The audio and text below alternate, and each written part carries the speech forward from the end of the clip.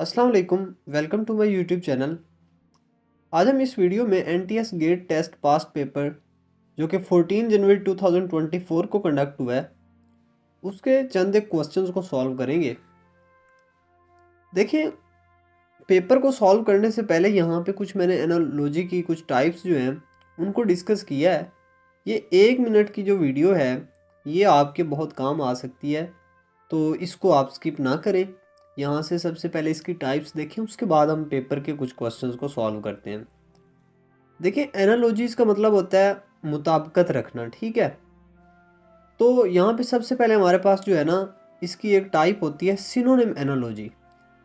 तो synonym analogy में ये होता है कि आपके जो अल्फाज होंगे उनकी जो मुताबिकत होगी वो सिनोनिम के तौर पर ली जाएगी। जैसे happy is to joyful, happy और जॉयफुल, ठीक है।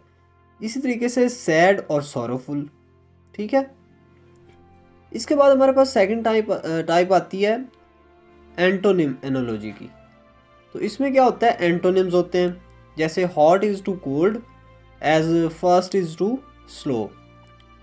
इसके बाद थर्ड है हमारे पास पार्ट टू होल एनालॉजी या होल पार्ट एनालॉजी। तो इसमें क्या होता है कि जो है हमारे पास एक पार्ट होता है किसी मुकम्मल चीज़ का, कोई पार्ट, कोई हिस्सा। जैसे finger is to hand, as toe is to foot. इसके बाद हमारे पास आता है cause and effect analogy. Means कि एक कॉज होगा और दूसरा उसका इफेक्ट होगा। अगर ऐसी मुताबिकत होगी तो उसको हम कहते हैं कॉज एंड इफेक्ट एनालॉजी। जैसे hunger is to eating, as thirst is to drinking. इसके बाद हमारे पास फिफ्थ टाइप जो है वो है tool to worker analogy. Tool होते हैं हमारे पास, औजार होते हैं, हथियार को कहते हैं। जैसे hammer is to carpenter, as pen is to writer. Object to use analogy, object और उनको फिर यूज़ करना, ठीक है। इसकी भी जो मुताबिकत पाई जाती है, जैसे glasses are to seen, as umbrella is to rain.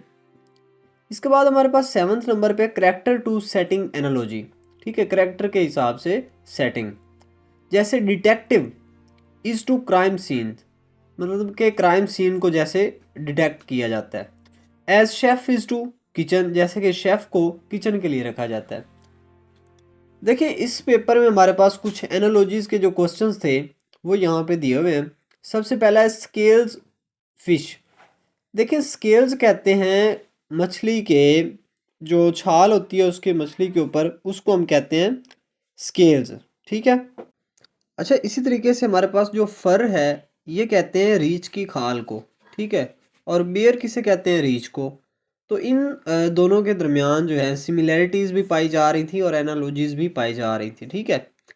अच्छा, इसके बाद हमारे पास ज्वेल, ज्वेल कहते हैं ज्वेलरी जो होती है हमारे पास, यानी कि हमारे पास जो जेवर होता है उसको कहते हैं शाइनी, चमकदार, ठीक है।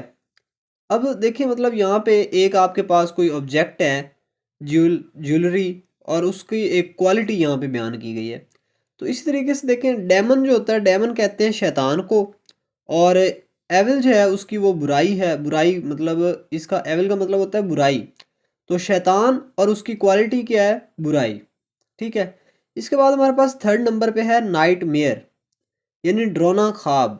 ये ख्वाब की एक किस्म है कि डरोना ख्वाब है वो, ठीक है। तो इसी तरीके से ड्रीम, ये ख्वाब है हमारे पास। तो रेंच, रेंच बेसिकली एक औजार होता है, उसकी एक किस्म है जिसका नाम है रेंच।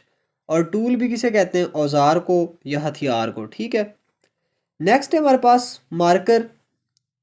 मार्कर कहाँ पे हम यूज़ करते हैं, वाइट बोर्ड के ऊपर, ठीक है। तो यहाँ पे हमारे पास इसका आंसर हुआ पेन और पेपर। पेन हम यूज़ करते हैं पेपर के ऊपर।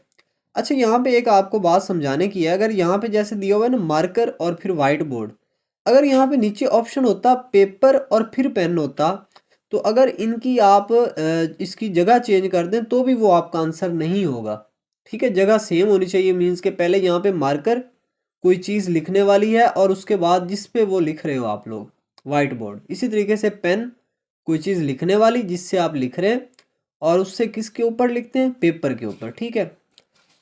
अच्छा, नेक्स्ट है हमारे पास फिफ्थ नंबर पे लिवली, जिसका मतलब होता है होशियार, ठीक है। लिवली का मतलब होता है होशियार, ताज़ा दम, ठीक है। चौकस, ठीक है। और डल का मतलब होता है कुंजहन या अहमक। तो ये बिल्कुल एक दूसरे के एंटोनिम है, ठीक है।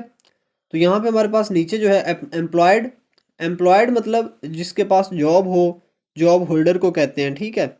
और नीचे है जी दूसरा है हमारे पास जॉबलेस। तो जॉबलेस होता है जो बेरोजगार हो। तो ये भी आपस में एंटोनिम है। तो इस तरीके से आपके एनोलॉजीज वैसे भी पेपर्स में पूछे जाते हैं। और ये वाले वो थे जो हमने अभी 14 जनवरी को जो पेपर कंडक्ट हुआ है उसमें से हमने ये कुछ इकट्ठे किए हैं, ठीक है। इसके बाद जो एंटोनिम उसमें पूछा गया था वो एक पूछा गया था मैचलेस। मैचलेस मीन्स के बेमिसाल, जिसकी कोई मिसाल ना हो, जो किसी चीज़ के साथ मैच ना करता हो, ठीक है। और कॉमन क्या होता है, आम होता है जो हर एक चीज़ से मैच कर जाता है। तो ये एंटोनिम में पूछा गया था। इसके अलावा क्वांटिटेटिव रीजनिंग में से एक क्वेश्चन पूछा गया जी, which number is the additive inverse of itself, कि कौन सा ऐसा नंबर है जो अपने ही नंबर का एडिटिव इनवर्स है, ठीक है। अच्छा ये वैसे इसका जो आंसर है वो है हमारे पास ज़ीरो। लेकिन इसको आप थोड़ा सा समझ लें ताकि आपके पास एडिटिव इनवर्स के जितने भी क्वेश्चंस पूछे जाएं आप उनका आसानी से आंसर दे सकें पेपर में, ठीक है। विच number is additive inverse of itself. सबसे पहले देखें एडिटिव इनवर्स होती क्या चीज़ है। देखिए अगर आपके पास नंबर है ना 2, तो इसका जो एडिटिव इनवर्स होगा ना वो -2 होगा। मीन्स कि आपने एडिशन के लिहाज से उसका इनवर्स ले लेना है। एडिशन होती है प्लस, ठीक है। और इसके लिहाज से इसका आपने इनवर्स यानी उलट ले लेना। अगर प्लस है तो माइनस में, अगर माइनस होगा तो प्लस में। जैसे हमारे पास यहाँ पे एक नंबर हो -4, तो इसका जो एडिटिव इनवर्स होगा वो +4 होगा, ठीक है। प्लस को हमने माइनस में कन्वर्ट करना है और माइनस को प्लस में, बाकी कुछ भी नहीं करना। लेकिन जो ज़ीरो एक नंबर है ना, ज़ीरो, ये ज़ीरो एक ऐसा नंबर है कि जिसके साथ ना तो प्लस होता है ना फिर ना ही माइनस होता है, ठीक है। ये रियल लाइन के ऊपर ऐसे करके यहाँ पे लाई कर रहा होता है। यहाँ पे ज़ीरो है, यहाँ पे +1 है और यहाँ पे -1 है, ठीक है।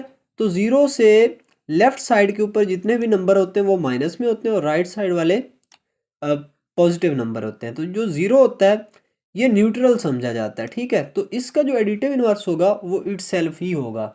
ज़ीरो का एडिटिव इनवर्स ज़ीरो ही रहेगा जी। नेक्स्ट है हमारे पास ये क्वेश्चन पूछा गया था, A/B इक्वल है 2/9 के और B/C इक्वल है 3/5 के। Find A/B/C। रेशो में से ये कुछ क्वेश्चन लिए गए थे। तो यहाँ पे देखिए हम सबसे पहले क्या करेंगे, इसका सोल्यूशन स्टार्ट करते हैं। A/B/C हमने फाइंड करना है, जो कि मैंने यहाँ पे लिख दी। अब मैं क्या करूँगा, ये जो फर्स्ट मेरे पास रेशो दी हुई है A/B इक्वल है 2/9 के, तो इसको मैं भला कैसे लिखूँगा, यहाँ पे मैं इस तरीके से पुट कर दूँगा। उसके बाद नेक्स्ट रेशो मेरे पास है B/C, तो यहाँ पे मैं नेक्स्ट रेशो जो है वो भी पुट कर देता हूँ। अच्छा ये आप लोगों ने ख्याल रखना है कि जो आपके पास वेरिएबल रिपीट हो रहा है, जैसे यहाँ पे भी B है और यहाँ पर भी B है, तो जो रिपीट हो रहा होता है ये सेंटर में लिखा जाता है, ठीक है। अच्छा तो मैंने यहाँ पे इसको लिख लिया है। इसके बाद मैं क्या करूँगा, नीचे एक लाइन ड्रॉ करूँगा और इसको मैं ज़रा सॉल्व करूँगा, ठीक है। यहाँ पे सबसे पहले देखिए हम 2 को मल्टीप्लाई 3 से करवाएंगे, 2 3 ज़र 6 और यहाँ पे आंसर लिख के ये रेशो। अब मैं क्या करूँगा, इस 9 को और 3 को आपस में मल्टीप्लाई करवाऊँगा, ठीक है। 9 को 3 से जब मल्टीप्लाई करवाऊँगा, 9 3 ज़र 27। इसके बाद फिर से रेशो। अब मैं इस 9 को 5 के साथ मल्टीप्लाई करवाऊँगा, तो 9 5 ज़र 45, ठीक है। ये मेरे पास रेशो आ चुकी है। लेकिन अगर ये डिवाइड होती हो तो इसको मज़ीद डिवाइड भी करना होता है, सिंप्लीफाई करना होता है, ठीक है। इसकी सिंपलेस्ट फॉर्म में आंसर दिया जाता है। तो मैं इसको कैंसिल करवाऊंगा 3 वाले टेबल पे।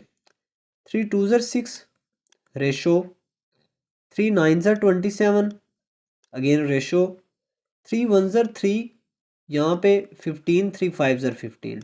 एनीवेज ये जो रेशो है ना बेसिकली ये हमारा आंसर है, ठीक है। तो ये कुछ क्वेश्चंस हैं जो मुझे अभी तक मिले हैं इसके 14 जनवरी 2024 का जो पेपर हुआ है। अभी मेरा इस पे मैं काम कर रहा हूँ। तो नेक्स्ट जितने भी क्वेश्चंस मुझे मिलेंगे तो मैं इंशाल्लाह नेक्स्ट वीडियो में अपलोड करूँगा। अगर आप लोग चैनल पर न्यू हैं तो चैनल को सब्सक्राइब कर लें ताकि जो नेक्स्ट वीडियो है वो आप तक आसानी से पहुंच सके और आप लोग इससे फ़ायदा उठा सकें। Thank you for watching. अल्लाह हाफिज़।